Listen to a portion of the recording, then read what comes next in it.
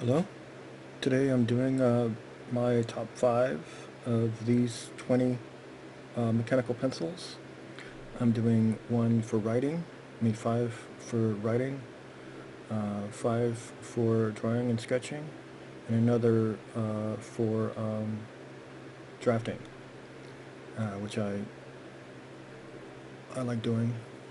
Alright, let's get right to it.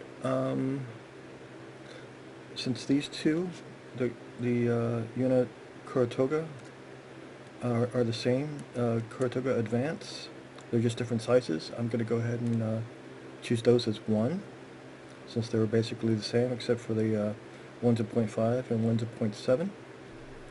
I'm choosing these mainly because of the turning.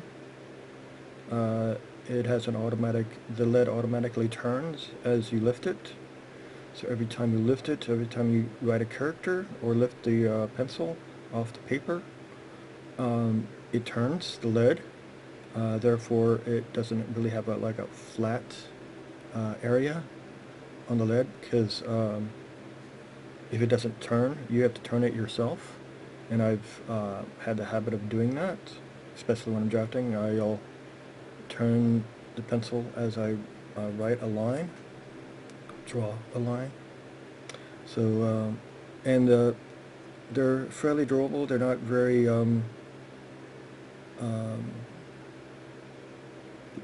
light or heavy. I think they're a good weight. Maybe a little top heavy sometimes. Not sometimes, obviously. All right, I'm choosing this one, the Kokuyo. Not really sure how to pronounce it, but there's the make of it. I'm choosing it because it's triangular. It doesn't have a clip, a pocket clip. I like that because I'll be turning it periodically as I write. I already said it has a triangular shaft. The grip is nice. It's kind of rubberized. I really like it for writing because I hold pencils with 3 fingers, so it fits my fingers perfectly, my grip perfectly. The Orenz, that's this one from Pentel. This is the Pentel Orenz Nero. This is 0.5. The reason I'm choosing this one is because it has an automatic feed. Every time, here, I'll just go ahead and show you. It will automatically feed the lead every time the thing comes out. See? You can see that. But yeah, so as you're writing, you don't have to like stop and click it or shake it in some cases. Or there's one that you shake. This is the monograph by Tombow. You shake it to advance the lead, or you can shake it to advance the lead. This one, it just automatically advances the lead as it goes down, because the sheath, this part that protects the lead, continually protects the lead. The only thing I don't like about it is that, well, I do like it. It's just it's not good for drafting or for drawing, because the sheath will get in the way, depending on the angle you write or draw in that case. But it's good for just continually writing without having to stop and click it. So that's good. And it's got a short pocket clip, as you can see, compared to some. I like that a lot. The Sumo is the next one. I like it because it has the rubberized grip that's kind of triangular. I like that it has the extendable twist eraser. I like that a lot. I kind of like how thick it is. This is 0.9. It comes in 0.5 and 0.7. I'd probably get the 0.5 for writing specifically, but I got the 0.9 because I like the color, and I think the sizes are color specific. I could be wrong, but I got this one because it was clear. And then let's see, where else was the, oh, this one. This is the Faber-Castell Grip. It's triangular shape, has these little rubberized dots. I like that for the grip. It's yeah, it's real good. It's not top heavy. It doesn't rattle. It's really good. I like it a lot. It comes in different colors. This is a 0.7. Comes in different sizes. It also has a twist eraser, as you can see. I like that a lot too. And yeah. Oh, and it has a retractable tip. It's not, doesn't have the lead protector, but it's still really nice. Alright, on to drawing and sketching. Doing the Sumo again for the grip and its size, and I like the twist eraser for the drawing. The Faber green, it's this one. This is the Faber-Castell. It's the TK-Fine. This one is the 9717. This is a 0.7 millimeter. I like its weight. It's good and heavy for sketching. It has a lead protector there. It's not retractable though. The eraser is not the greatest. It's a little bitty thing. But when I'm drawing or sketching, I'll always have like a block with me or to the side when I'm drawing, or this stick eraser. This one happens to be from Faber-Castell. As you can see, it advances automatically. Well, not automatically, but I have to press the button. But I like it a lot. And you can adjust the length of it easily. You just take this off, put more in there as it's going down.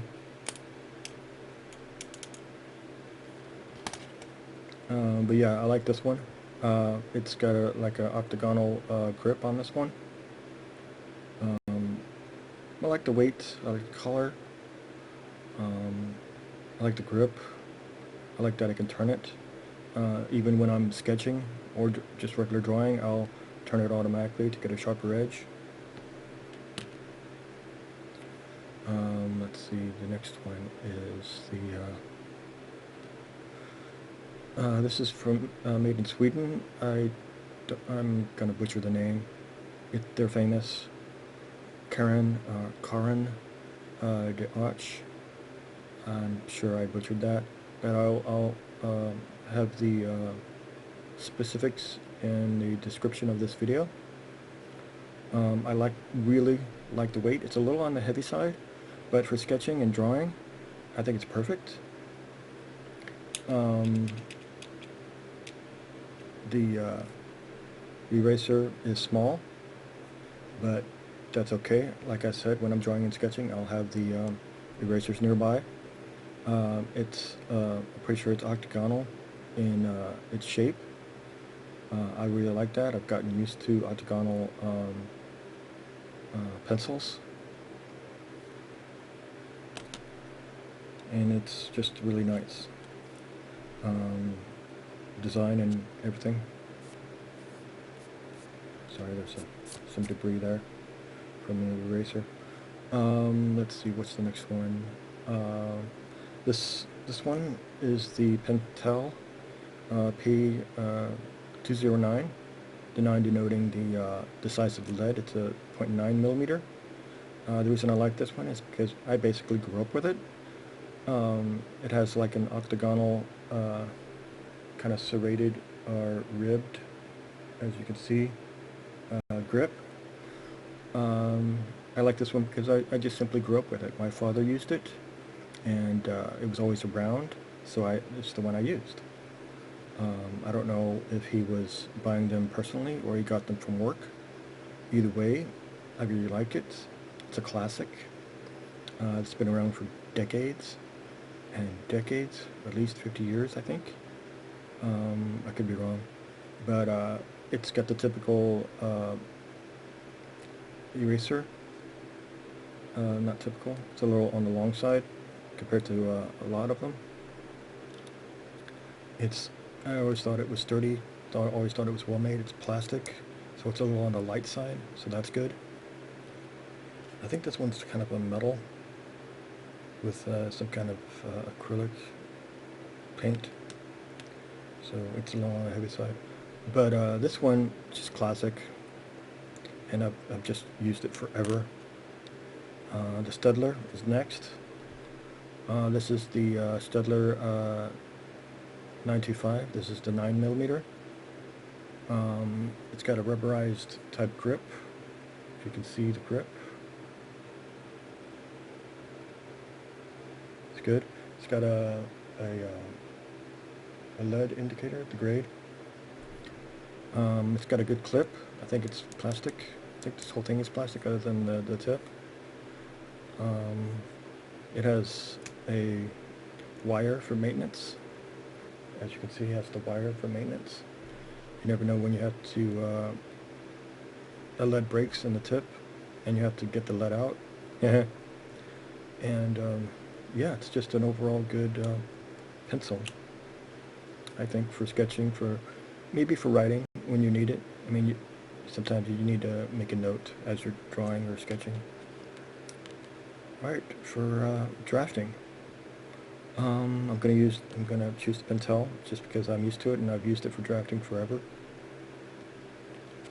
This is the P209 again.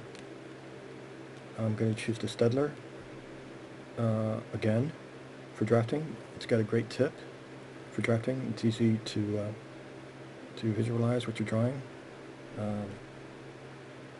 Not visualize, but it's easier to see the lead as you're drawing. The longer the tip, long and narrow the tip, the better for drafting. Where is it? This one. This is a good one for drafting. This is the Zebra Drafix, Drafix. I'll note it in the description. It's got a long tip. I like that. It's got a rather, it's not rubberized, but it does have a nice grip. And as you can see, it also has the lead indicator, which is important when you're drafting. I want to say it has a wire for cleaning too. No, it doesn't. I wish it did. There's two in here that have the wire for cleaning. I forget what the other one was. I think it might be the Koh-I-Noor. I'll have to check that in a moment. But yeah, it's got a good grip. It's good for turning. Oh, it's cylindrical. Yeah, cylindrical, which is good for when you're turning, when you're drafting. The clip is kind of in the way, but I could always take that off. I really don't use the pocket clips mostly. Let's see. The next one is the Koh-I-Noor. Yeah, actually. Let me make sure I was right about the. Nope, no wire. I think there was another one. I forget which one it was that had the wire. Maybe it was the. Maybe it was the rotary. This is a light pen, a little on the heavy, but it's good. It's got a long tip. It's easy to see what you're drawing or drafting. Oh, this is Koh-I-Noor Rapidograph. This is a 0.7. It has a lead grade indicator. It's got a small size clip, so that's good for me. The main shaft, the color part of it, is hexagonal. This knurled part is cylindrical, like most knurled tips or handles, or whatever that part might be called. Yeah. I wonder if this one is the one that had the wire in it. This is the rotary. Nope, no wire. Pretty sure there's another one with a wire in it. Maybe it was the Drafix. I'm pretty sure it's not, but it could be wrong. Nope, not in that one. Pretty sure there's one more. Goodness. Maybe it was this one. No, it's not this one. Oh well. It's in the videos. Alright, the next one for drafting is shift. I like it because it has a long tip in it. As you can see, it's retractable. It's got a good long tip. The weight is a little on the heavy side, so it wouldn't be my primary or go-to for drafting, but it's a good one. The lead advancement is good. It's little by little, so that's good, I think, especially if you're using a straight edge to make a line or a template to make template type designs. This is by Una, this is shift. This is particularly, the size on this one is at 0.9. I wouldn't use 0.9 for drafting unless you're doing lettering for the drafting. Even then, for the lettering, I'd chisel a lead holder or a clutch type lead holder, I guess they're called. But I would chisel the tip on sandpaper or on regular paper, and then use that as if I'm using a calligraphy pen type tip. But yeah, that's how I was taught for drafting. I wasn't taught using mechanical pencils like these. In my drafting class in high school, back in the early 90s, we used the lead holder type, like how this one, this eraser, has the lead in it. Of course, the lead would be closer to like, I think it might have, yeah, this is probably closer to, because this is actually a lead holder. This is not the kind you would, the size you, of course, you would use for drafting. This is more for sketching on large pieces of paper. This actually, the lead on this one is a 5.6 millimeter, and you use a more smaller size of 2 millimeter. Kind of wish I had it with me right now to show you the actual size, but I can show you some other time. The lead that I chose out of all 20 of the leads for these, I chose 3 different ones, only 3. I'm going to go like this, 3 different ones. Some leads are a little distracting because they're not smooth for writing or sketching, and for drafting, I guess it's important. I chose 3 for their how smooth they are on the paper, mainly on just regular typing paper, not typing paper, I guess people really don't type anymore, but what we would call printer or copier paper. So the first one is this Una. It's the Smudge Proof. This is a 0.9 in this case. For drafting, I would use a 0.5 or 0.7 for the main body of drafting, but for I would use also an HB, but for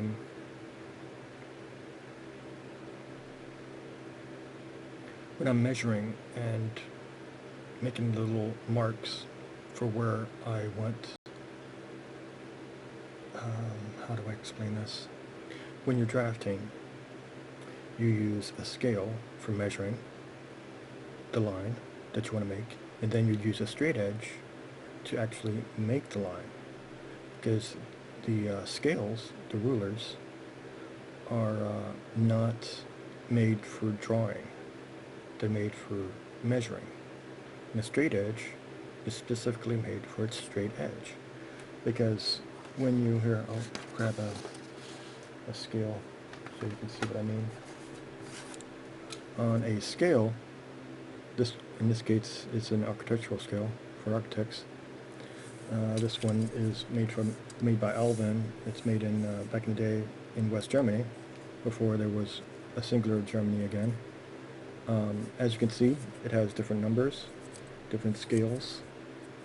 This is a 1/4 inch, this is an 1/8 inch, this is 1/2 inch, this is 1 inch, this is 1 1/2, this is 3, this is 3/4, this is 3/8, and this is 1 exact foot. This is the 0. This is 3 and 3/32. This is 3 and 3/16. Each side, there's 3 sides and 6 scales. Anyway, on here, you don't use this for actually drawing. You don't use this as a straight edge. You use this for measuring. And you would put this down on the paper. You'd do a little tick, then do another little tick, and you want to keep this safe so that the scale is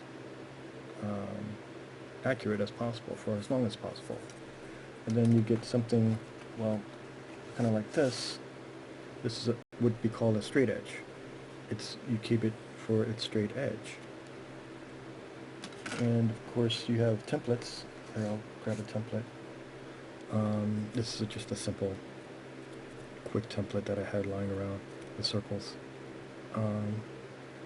Of course, this one's kind of broken, unfortunately, but you use the templates too. But you'd use for the ticks, maybe even for guidelines, you'd use a 2H.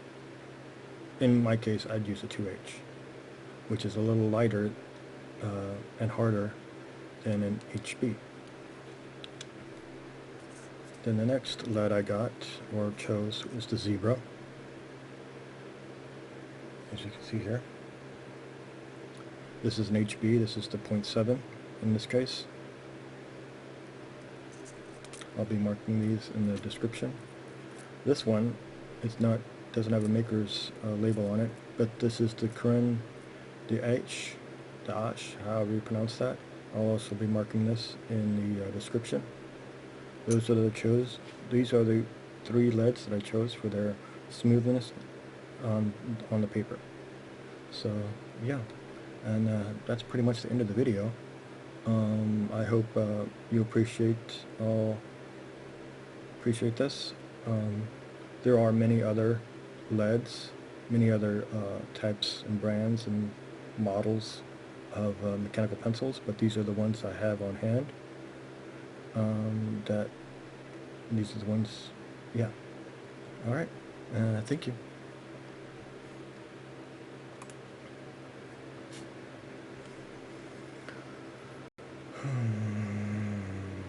No, that's it.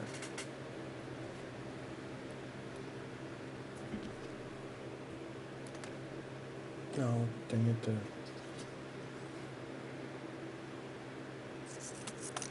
Hopefully it's okay.